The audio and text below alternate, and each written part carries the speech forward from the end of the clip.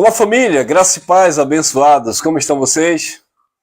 Eu espero que vocês estejam bem, reinando em vida, em perfeita vitória. Vamos para mais uma reflexão do Evangelho da Graça de Deus? Eu te convido, e este é o tema, cheiro de morte para a morte e cheiro de vida para a vida. Você sabia que o Evangelho, ele produz essas duas características?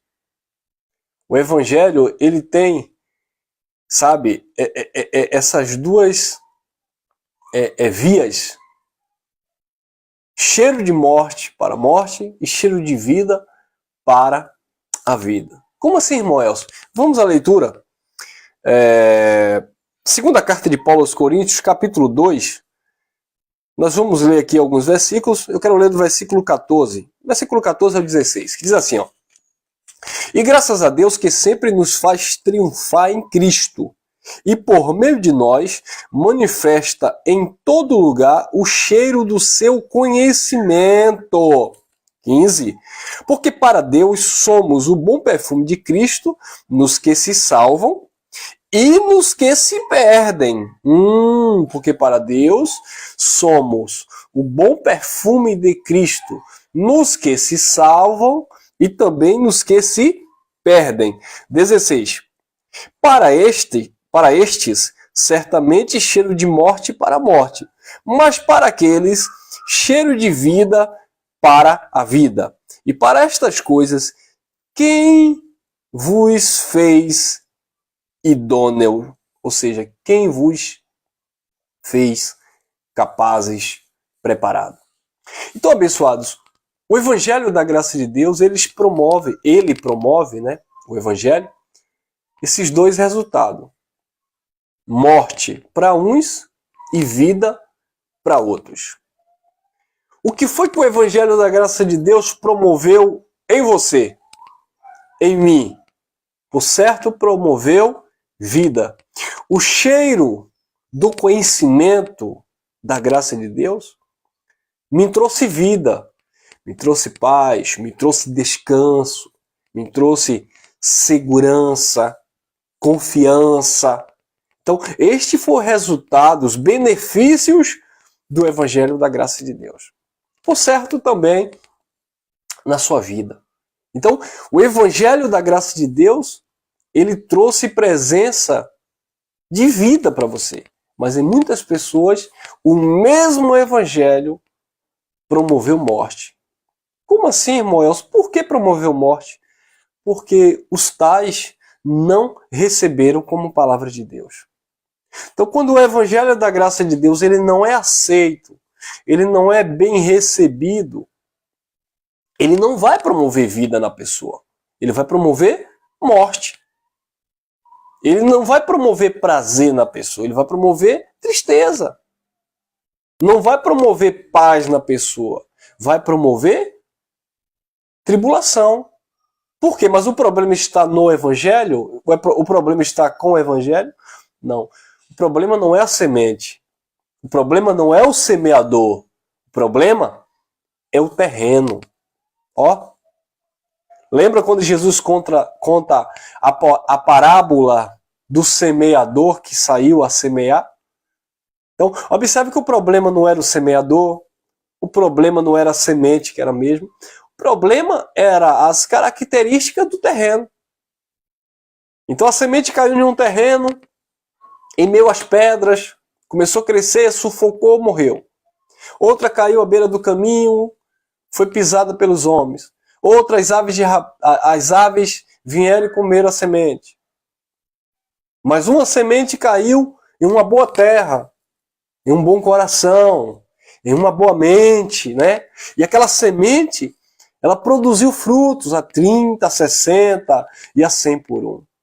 Então, aquela semente, aquele cheiro, aquele conhecimento, trouxe vida para aquele terreno, para aquela mente, que era uma mente frutífera, uma mente que recebeu a palavra de bom grado, que guardou no seu coração. Então, o cheiro, né, do conhecimento de Cristo, Ele promove vida e ele promove morte na vida. Desculpa o trocadilho, na vida de alguns. Então nem todo mundo, não espere abençoado, não espere que todas as pessoas vão receber o evangelho da graça com aquela satisfação, sabe, com aquela empolgação. Não! A gente fica tão feliz, né, quando a gente fala do evangelho da graça e aquela pessoa aceita ali e tal. Irmão, que bênção! Eu pensava assim também, tal. Mas tem hora que você vai falar do evangelho da graça para alguém, meu irmão. A pessoa vem com 2 pedras na mão e vem te caluniando, te difamando, te chamando de herege, de desviado, de desigrejado. Por quê? Porque a palavra não produziu vida nessas pessoas. É a mesma palavra, mas o efeito foi diferente. Aí Paulo diz, e graças a Deus, que sempre nos faz triunfar em Cristo, e por meio de nós manifesta em todo lugar o cheiro do conhecimento. Então, nós precisamos manifestar o cheiro do conhecimento de Cristo. Eu deixei uma mensagem aí mais cedo, falando justamente sobre isso. Sobre a verdade do Evangelho. A verdade do Evangelho precisa prevalecer. Em algumas pessoas, a verdade do Evangelho vai gerar vida. Em outras pessoas, a verdade do Evangelho vai promover, vai produzir morte. Por quê? Porque a pessoa não vai receber. Porque a pessoa vai se levantar contra. 15. Porque para Deus somos o bom perfume de Cristo, nos que se salvam, que recebe a palavra e salva sua mente, né? Se libertam, né, de todo o escravagismo, e também nos que se perdem. 16. Para este, certamente, cheiro de morte para a morte, mas para aqueles, cheiro de vida para a vida. E para estas coisas, quem é idôneo? Quem está preparado? Quem está pronto? Quem está capacitado? O Evangelho, ele vai gerar vida na mente, nos corações das pessoas. Em contrapartida, ele vai frustrar, ele vai gerar morte, porque as pessoas não querem receber, não querem ouvir a verdade. Como disse o profeta Jeremias, o doce eles têm como amargo e o amargo por doce. A verdade eles converteram em mentira, e a mentira eles converteram em verdade. Então, abençoados, precisamos ter isso em mente. Nem todos vão receber esta palavra, nem todos vão ter vida nesta palavra. Lembra do que Jesus de Nazaré falou? Está lá em João, capítulo 8, 43 em diante. Jesus disse assim, por que vocês não ouvem a minha palavra? Por que vocês não podem suportar a minha palavra? Vocês não podem suportar a minha palavra. Vocês não ouvem a minha palavra.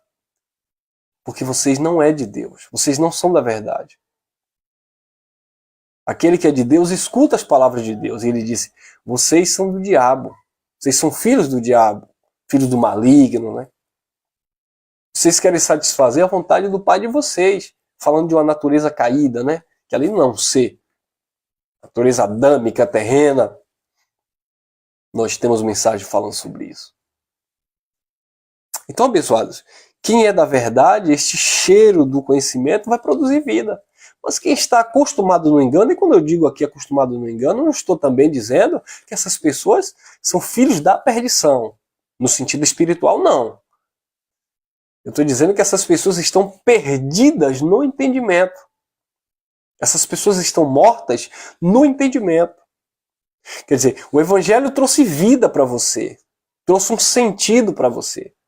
Mas para essas pessoas, o Evangelho não faz sentido. Porque quando você prega, quando você diz, o que é que o cheiro do conhecimento traz? Quando você diz que nós somos templo, que você é templo e morada do Espírito, a pessoa lá vai retrucar. Não, Deus mora na casa dele, na igreja, então nós temos que buscar na igreja. Quando você diz que você está perfeito no Espírito, as pessoas dizem, que é isso? Isso é prepotência, isso é soberba. Não, nós somos miseráveis, pobres, cegos e nu. É assim ou não é?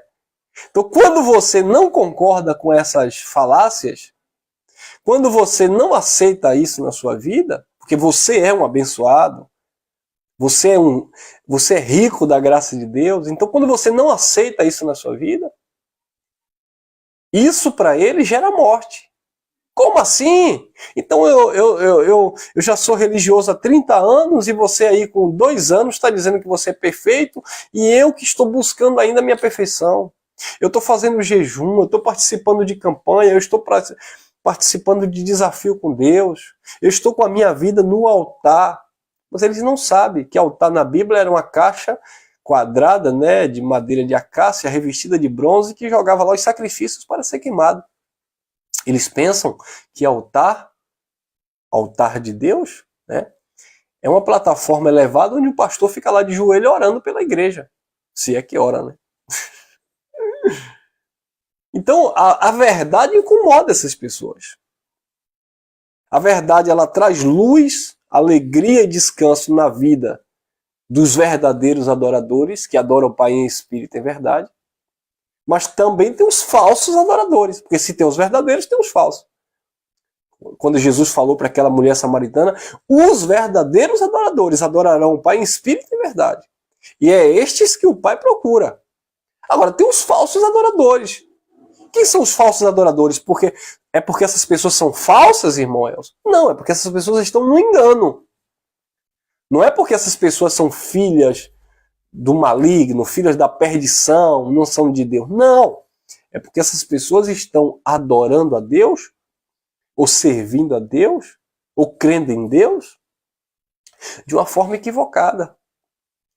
Lembra quando o apóstolo Paulo disse que chegou lá em Atenas, na Grécia, e viu ali vários altares? Aquelas pessoas de alguma forma estavam procurando se conectar com Deus, mas de forma totalmente equivocada. Vários altares, vários ídolos, e havia até um altar lá ao Deus desconhecido, viu? As pessoas não conhecem Deus. Então a pessoa que vai para uma campanha de jejum, ela não conhece Deus. A pessoa que acha que tem que dar o dízimo para ser abençoado financeiramente, ela não conhece Deus, ela está barganhando com Deus. É um filho de Deus? É. É um salvo? Sim, mas não conhece Deus. A pessoa que acha que Deus vai se agradar dele porque ele vai buscar Deus no monte, essa pessoa não conhece Deus. A pessoa que acha que ela só é de Deus porque ela usa uma roupa assim, assado, e julga a outra porque não está caracterizado religiosamente como ela não conhece Deus. A pessoa que acha, que julga que ela é de Deus porque ela está dentro de um templo e ela está recebendo uma oração do pastor, ou do líder religioso, do padre, etc, etc. E você, que não faz parte de um sistema religioso, mas você pratica ali o bem, pratica a justiça, é uma pessoa correta, aí ela julga que você não é de Deus porque você não está caminhando com ela. Essas pessoas não têm conhecimento de Deus. Nós que ministramos o Evangelho da Graça, se vocês observarem, talvez você que esteja agora acompanhando as mensagens, nós nunca vamos dizer, eu até posso falar por mim e pelos pregadores do Evangelho da Graça, nós nunca vamos dizer que filho de Deus só é quem está no Evangelho da Graça, de maneira alguma, irmãos. Nós nunca vamos dizer que abençoados só somos nós que estamos no Evangelho da Graça. Não. Nós nunca vamos dizer que perfeitos somos nós que estamos no Evangelho da Graça. Não. Escute bem o que eu vou falar. Preste muita atenção. Todos os filhos de Deus estão perfeitos em Deus. Todos os filhos de Deus estão abençoados em Deus. Todos os filhos de Deus são salvos em Deus. Se ele é da religião X, da religião Y, se ele adora a imagem, se ele não adora a imagem, se ele está no mundo, como diz o sistema religioso, se ele está dentro da igreja, se ele é pentecostal, se ele é tradicional, se ele é da religião X, da religião Y, não importa. Se ele é um filho de Deus, ele é abençoado, ele é perfeito, ele é salvo, ele é santo no Senhor. Não é na religião. E também não é na sua carne. Por quê? Porque Jesus disse em João 6:63, Jesus disse: as palavras que eu vos digo são espírito e vida. A carne para nada presta. Então não é a carne que se converte. Carne não se converte, irmão. Jesus disse para os discípulos, quando estava no monte lá: orai e vigiai, porque o espírito está pronto, mas a carne é o quê? Fraca. O apóstolo Paulo, falando aos Romanos, no capítulo 7, no versículo 15 em diante, o apóstolo Paulo, ele disse: o bem que eu quero fazer eu não faço. O mal que eu não quero, às vezes eu acabo fazendo. Mas o mal que eu faço já não sou eu, não é a minha consciência que está perfeita em Deus. É a carne, esse mal que habita em mim. Porque em mim, isto é, Paulo diz, na minha carne, não habita bem algum. Então, abençoado, não é porque a pessoa é religioso 10, 20, 30 anos que ele é perfeito. Na carne dele não habita bem algum. Ele pode fazer jejum, ele pode fazer promessa, ele pode fazer campanha, ele pode fazer voto, ele pode fazer sacrifício. A carne dele nunca se converte. Ah, irmão, então é por isso que nós fazemos. Nós fazemos para sacrificar a carne. Não, abençoado. Sacrificar só se for para você literalmente tirar a sua vida. Isso é sacrifício. Como Jesus fez. Agora, você fazer morrer as paixões carnais é outra coisa. Você faz morrer pelo conhecimento do Evangelho. Por isso que Paulo disse: Timóteo, fazer morrer as paixões carnais. Mortificar os vossos desejos. Paulo falando lá aos Colossenses também. A prostituição, a avareza. Né? Você tem que fazer morrer essas paixões em você. Você não pode deixar esses sentimentos, essas ações, dominar o curso da tua vida.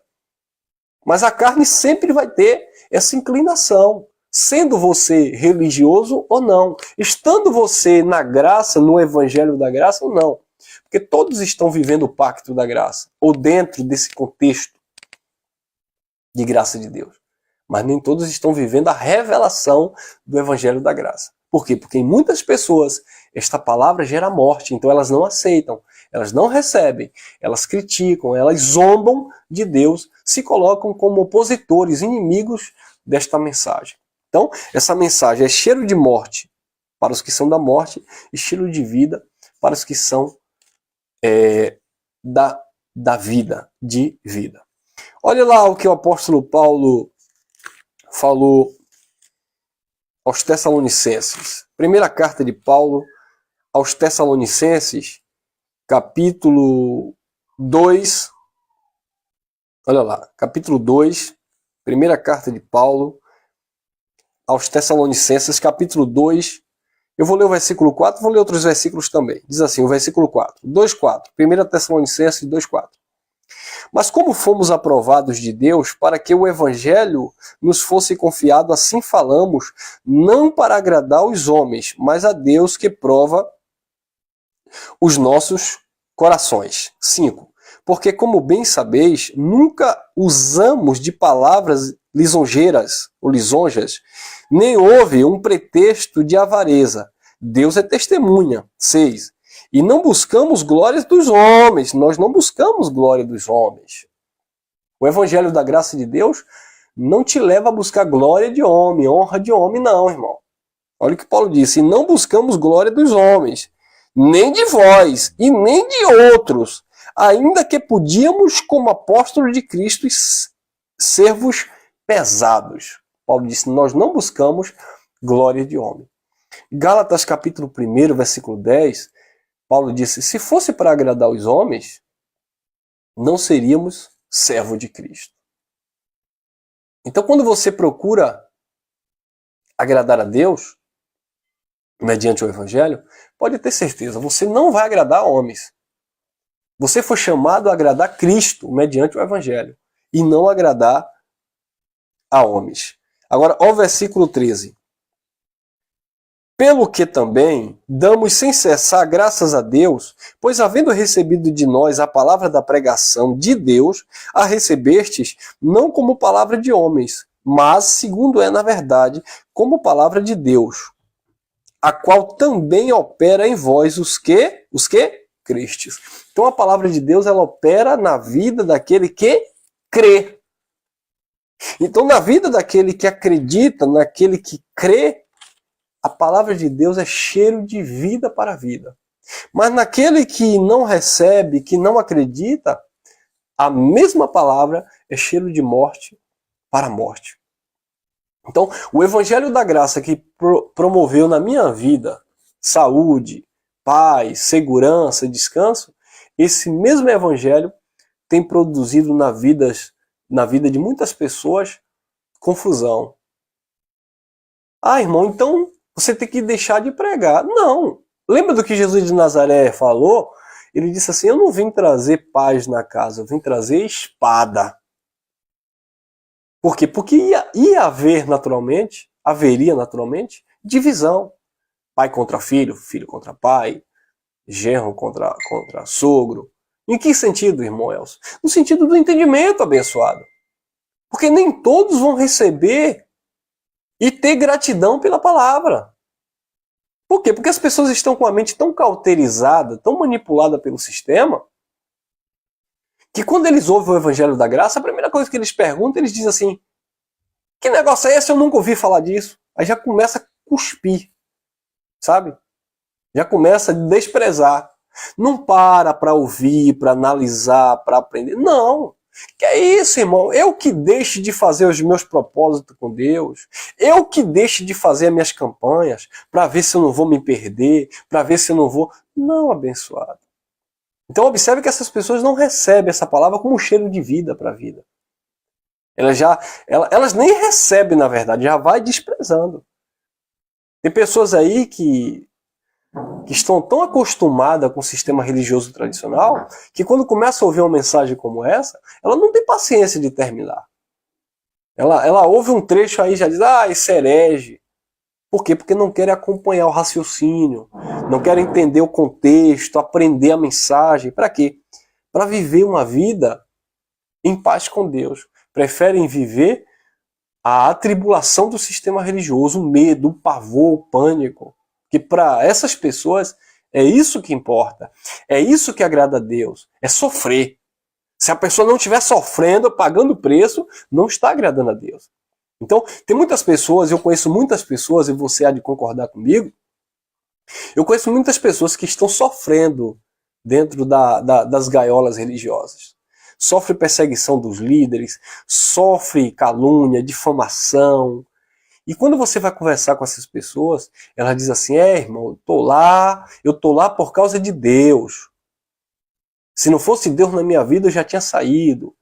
Sabe? Eu sou difamada, caluniada, eu sou perseguida, mas a palavra de Deus diz... Aí começa a usar texto, né? Mas a palavra de Deus diz, irmão, que nós devemos pagar o preço. Jesus que disse, tome a sua cruz e siga-me. Então, eu não posso abandonar minha cruz. Aí você diz, não, irmão. Mas a palavra de Deus diz que ele tem um descanso para você. A palavra de Deus diz que o fardo dele é leve e suave. A palavra de Deus diz que ele te chamou em graça. Não, irmão, não é isso não. A palavra de Deus diz que eu tenho que pagar o preço. E aí tá lá, sofrendo. Os pastores, os líderes pisam nessas pessoas, maltratam essas pessoas.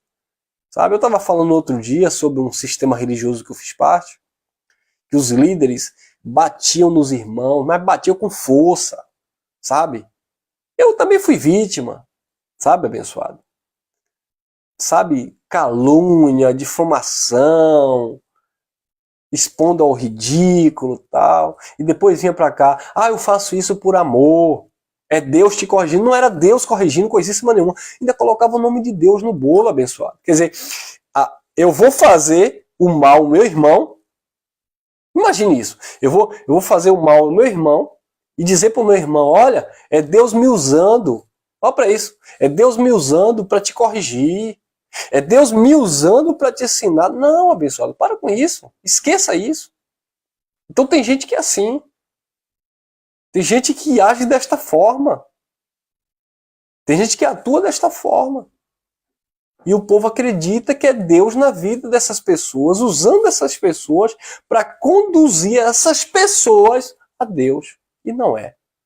Aí quando o evangelho chega e te mostra algo novo, algo que você nunca viveu, as pessoas estranham.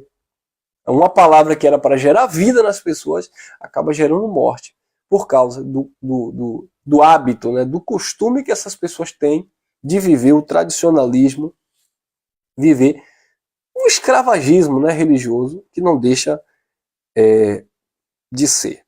Olha lá, Efésios 3:20 diz assim: ora, aquele que é poderoso para fazer tudo muito mais abundantemente além daquilo que pedimos ou pensamos, segundo o poder que em nós opera. As pessoas desconhecem isso.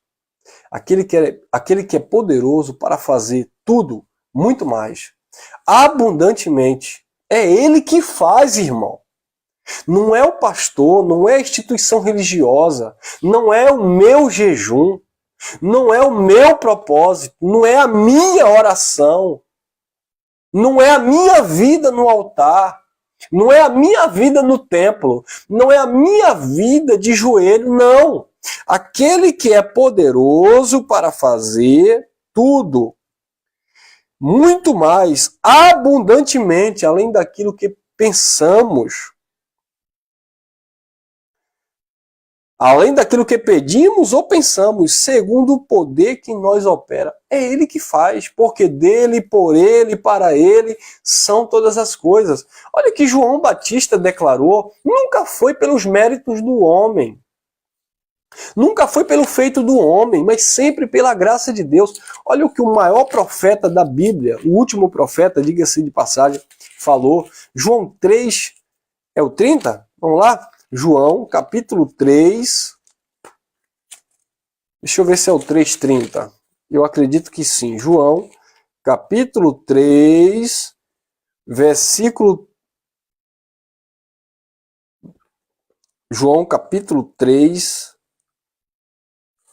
João, capítulo 3, versículo... Não é o 30 não. Peraí, calma aí. João... Lembrei aqui, mas foi de outra coisa. João, capítulo 3, versículo 27. Tá? João capítulo 3, versículo 27.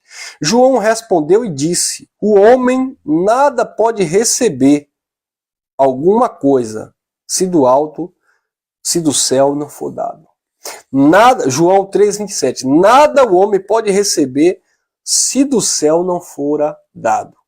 No 30 ele diz: é necessário que ele cresça e que eu diminua.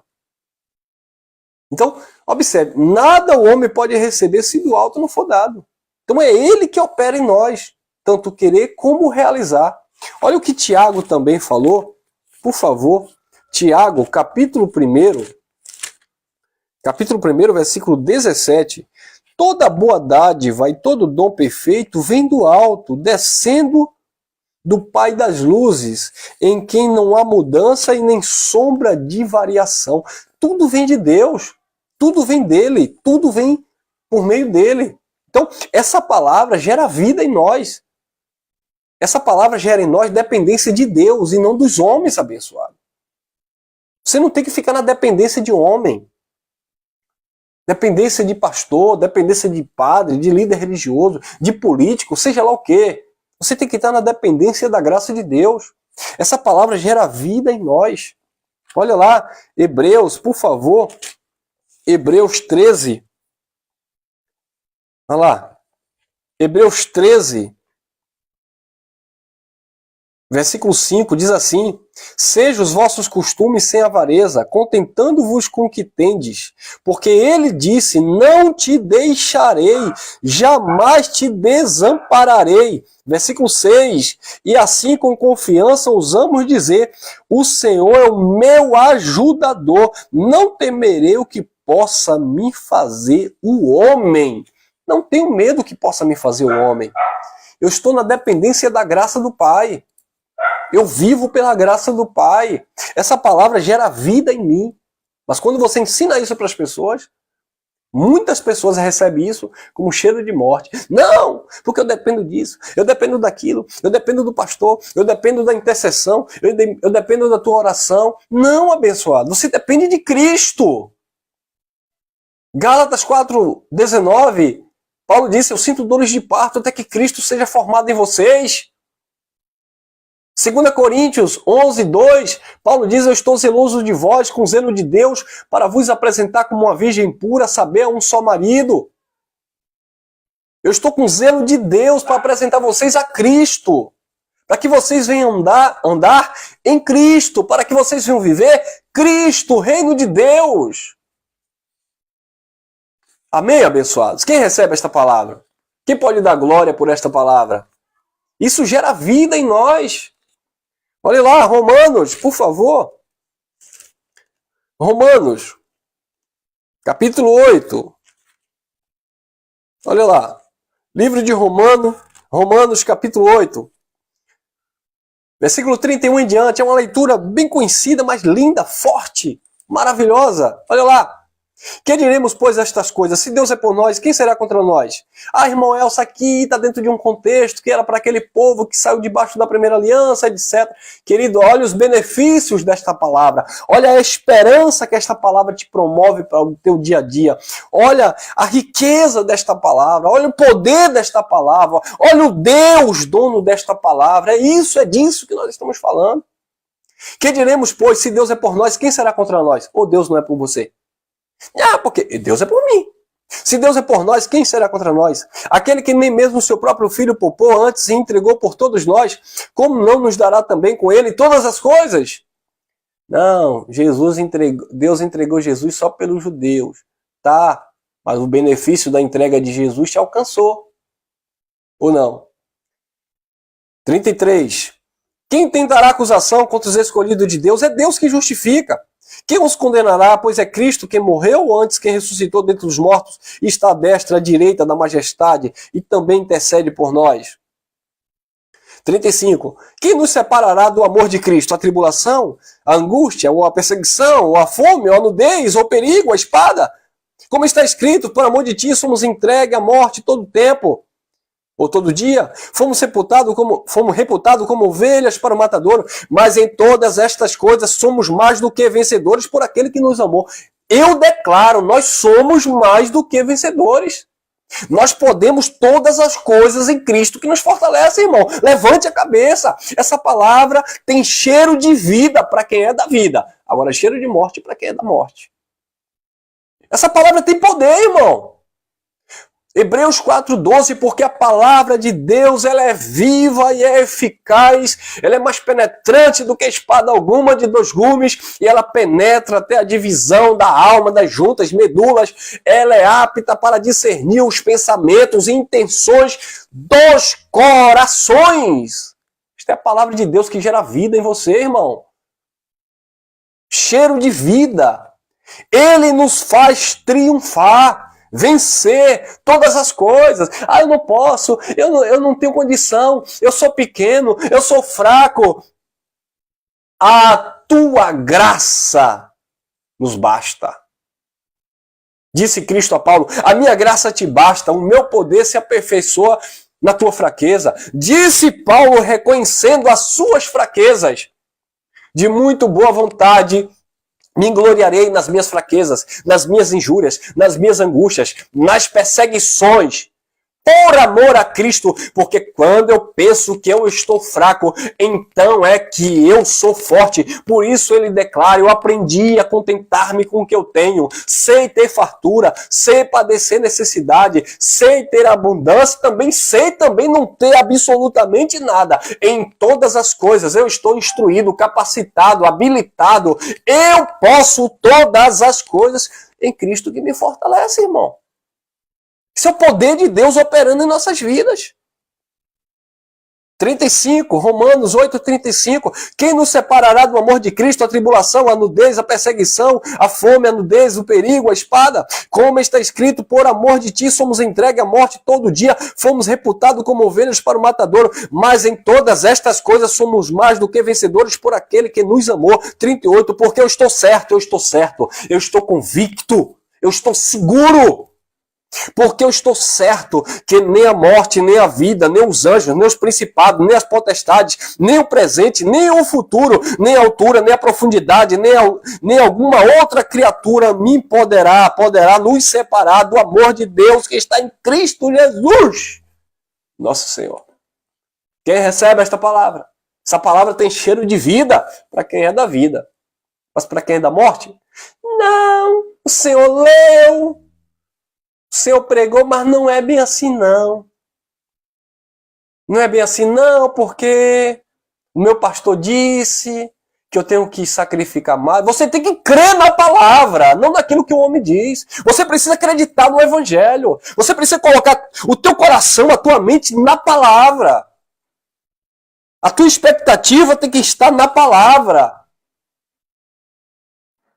Lembra do salmista? Eleva os meus olhos para os montes, de onde vem o meu socorro. Vem do Senhor. Não é do homem, não é da religião, é do Senhor abençoado.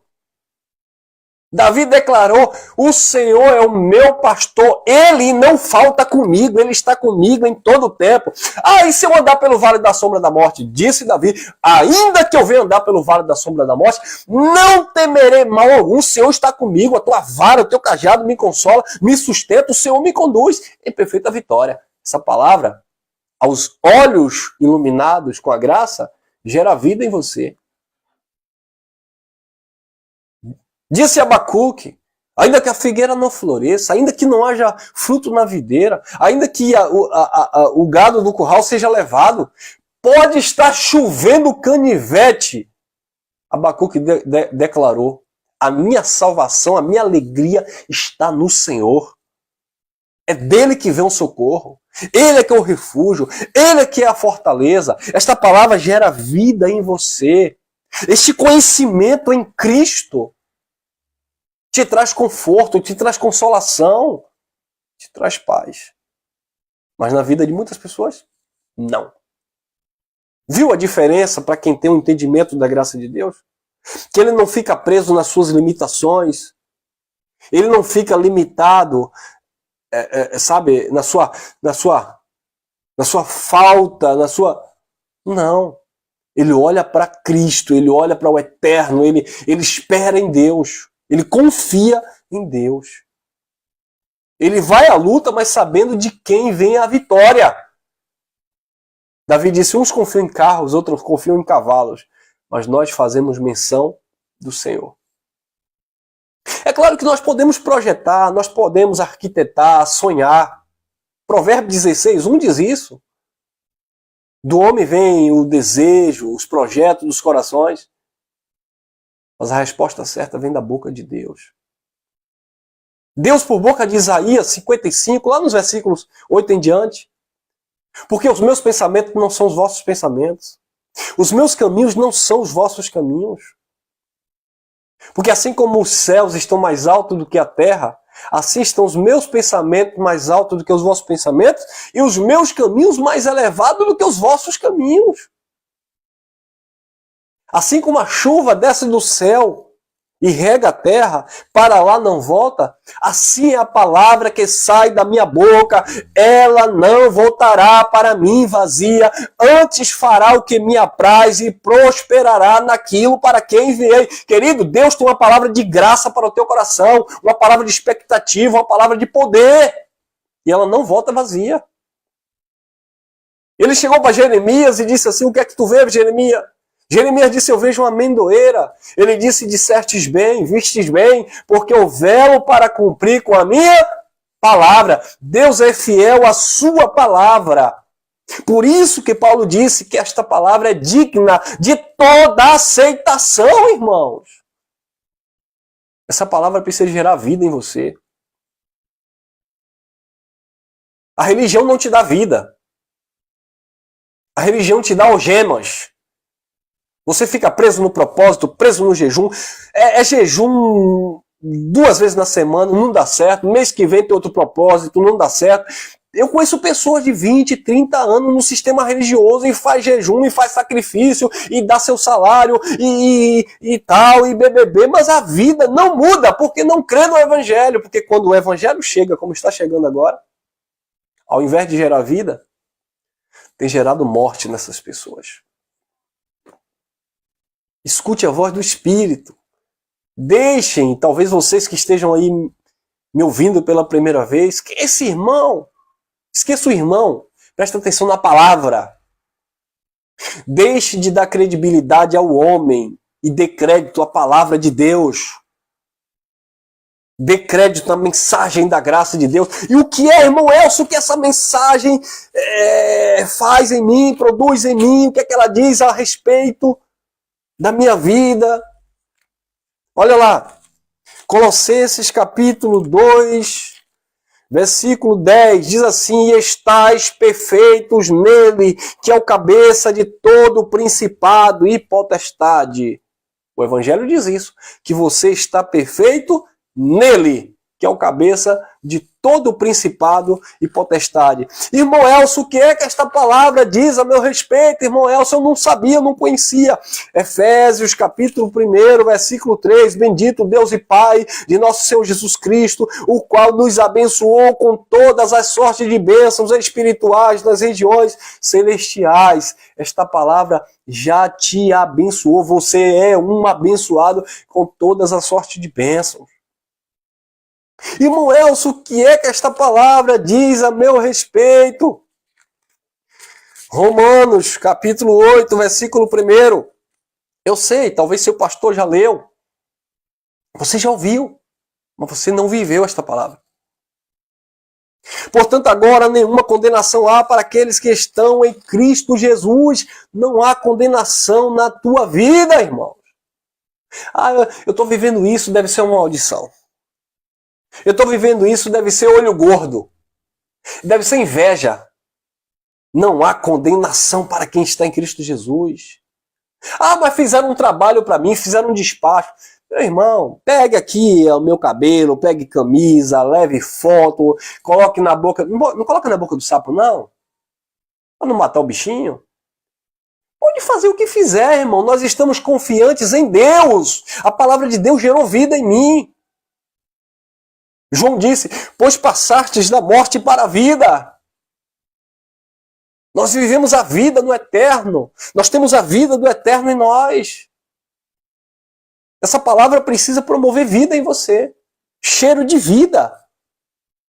Volte a ter prazer, volte a ter alegria. Volte a viver o reino de Deus. Enquanto estavam te ensinando a buscar o reino, a palavra diz que você já recebeu, já está dentro deste reino.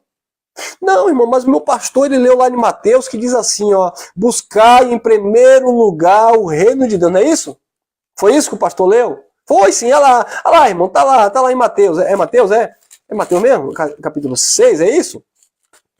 Olha lá, irmão, você não sabe, irmão, aí fica falando coisa com coisa aí, né? Olha lá, irmão, Mateus, capítulo 6, deixa eu ver se é isso mesmo, Mateus, capítulo 6, Vamos ler, né?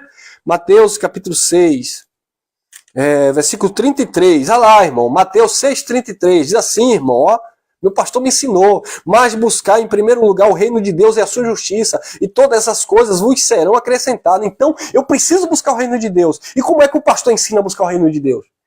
Ele disse que é fazendo jejum, fazendo campanha, fazendo propósito, fazendo projeto, desafio com Deus, busca no templo. Não, isso não é buscar o reino de Deus. Enfim, eu tenho que buscar o reino de Deus. Querido, nesse contexto, Jesus de Nazaré estava vivo. E aqui o reino de Deus ainda não tinha sido implantado, porque foi implantado na cruz, quando ele morreu. Quando ele morreu, o reino foi estabelecido. Você não está mais buscando o reino de Deus, você foi chamado agora para viver o reino de Deus. Então me mostre, irmão Elcio. O problema é que essa mensagem, ela gera vida para aqueles que são da vida e morte para aqueles que são da morte. Você não tem que buscar o reino de Deus, Mateus 6,33. Você precisa entender isso aqui, ó. Colossenses, depois da cruz, Colossenses, depois da ressurreição, olha o que o apóstolo Paulo disse. Colossenses capítulo 1, versículo 13. Paulo disse assim: o qual nos tirou do poder das trevas e nos transportou para o reino do Filho do seu amor. Nós estamos dentro do reino de Deus. Aonde tem mais, irmão? Tem Hebreus 12, 28, diz assim: pelo que tendo recebido um reino que não pode ser abalado, retenhamos a graça de Deus, pela qual sirvamos a Deus agradavelmente com reverência e santo temor. Viu aí? Você está vivendo o reino de Deus. Você não está mais buscando o reino de Deus. O reino de Deus já veio. É uma realidade. A palavra da graça de Deus diz que nós estamos inseridos dentro deste reino. Agora, desfrute desse reino. Viva este reino. Se alimente deste reino. Respire e transpire este reino. E onde você passar, você vai exalar o cheiro do conhecimento de Cristo. E as pessoas vão inalar. E quando as pessoas inalarem esse conhecimento, em algumas pessoas vai ser cheiro de morte para a morte, mas em outras será cheiro de vida para a vida. Amém? Eu espero em Deus que esta palavra tenha gerado vida na tua vida. Graça e paz, graça eterna. Se te edificou, compartilha, deixa teu like. Quem não é inscrito, se inscreva aí no canal. Eu sou teu irmão em Cristo, Elcio Jesus.